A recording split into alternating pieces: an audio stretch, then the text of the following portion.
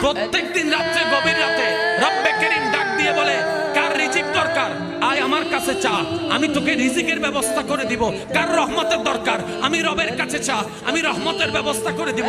কার পয়সার দরকার চা, আমি পয়সার ব্যবস্থা করে দিব। কার সুস্থতার দরকার চা, আমি রবের কাছে চা, আমি সুস্থতার ব্যবস্থা করে দিব। কার সম্মানের দরকার চা, ওয়াতু ইজ্জু মান তাশা ওয়াতু যিল্লু মান তাশা, কার সম্মানের দরকার আমি রবের কাছে চা, আমি সম্মানের ব্যবস্থা করে দিব। কার সংসারে সুখের দরকার আমি রবের কাছে চা, আমি তোকে সুখে শান্তিতে থাকার ব্যবস্থা করে দিব। ও আমার বান্দা, তোর যা দরকার সুখে থাকার জন্য সবকিছু আমি রবের দরবারে আছে। একটা কাজ কর, দিক বেদিক না করে তুই কোন রকম চেষ্টা করে মনটাকে স্থির করে আমি রবের হয়ে যা, আমি রবের হয়ে যা, আমি রবের হয়ে যা।